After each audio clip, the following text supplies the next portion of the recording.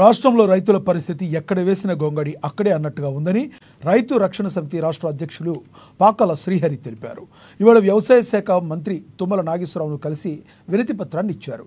రైతులు అప్పుల పాలై ఇబ్బందులు పడుతున్నారని తెలిపారు.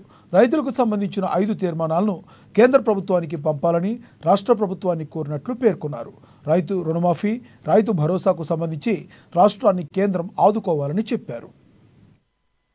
అక్కడే అన్నట్టుంది. ఈ రోజు చూసినట్టయితే ఏ గ్రామానికి వెళ్ళి చూసినా కానీ గౌరవ వ్యవసాయ శాఖ మంత్రి తుమ్మల నాగేశ్వరరావు గారికి ఒక మెమోరాండం ఇప్పుడే ఇచ్చి రావడం జరిగింది. అయితే రాష్ట్రంలో దేశంలో గత 10 సంవత్సరాల బీఆర్ఎస్ పాలన, దేశంలో ఎన్డీఏ పాలన తర్వాత రైతుల ఆర్థిక పరిస్థితి ఎక్కడ వేసిన గొంగడి అక్కడే అన్నట్టుంది. ఈ రోజు చూసినట్టయితే ఏ గ్రామానికి వెళ్ళి చూసినా కానీ ఒక్క రైతు కూడా తన భార్య పిల్లల పేరు మీద కనీసం 5,000, 10,000 కూడా బ్యాంకులో డిపాజిట్ చేసి దాచుకోలేదు. ప్రతి రైతు కూడా ప్రైవేట్ అప్పులై అధిక వడ్డీలు కడుతూ రోజు నష్టపోతూ గిరిటిన గండంగా బతుకుతున్నారు. రైతులు బాగుపడాలని, రైతులకు ఇచ్చిన ప్రామిసెస్ ఫుల్ఫిల్ చేయాలని రాష్ట్ర ప్రభుత్వం 2 నెలల లోపల ఒక 40,000 కోట్లకు పైగా రైతుల వెల్ఫేర్ రిలీజ్ చేయబోతున్నది. అయితే రాష్ట్ర ఖజానాను పూర్తిగా భ్రష్టు పట్టించింది గత ప్రభుత్వము. అయినప్పటికీ రైతుల కొరకు 40,000 కోట్లు తీయాలంటే ఈ రాష్ట్ర ప్రభుత్వానికి కూడా తలకు మించిన భారం అవుతుంది. ఇలాంటి పరిస్థితుల్లో రైతులను ఆదుకోవాలంటే కేంద్ర ప్రభుత్వం ఇన్ని రోజుల నుంచి ప్రేక్షక పాత్ర వహిస్తుంది. రైతుల గురించి ఏ రోజు కూడా రైతులు బాగుపడాలి ఆర్థికంగా ఒక నిర్ణయం కూడా తీసుకోలేదు. ఈ రోజు మేము గౌరవ ముఖ్యమంత్రి గారికి రానున్న అసెంబ్లీలో 5 రైతుల తరఫున 5 తీర్మానాలు ఏకగ్రీవంగా పాస్ చేసి కేంద్ర ప్రభుత్వం మీదకి పంపాలని చెప్పి చెప్పడం జరిగింది. మొదటిది, రైతులు పండించిన పంటకు స్వామినాథన్ సిఫారసుల ప్రకారం సాగుకు పెట్టిన పెట్టుబడికి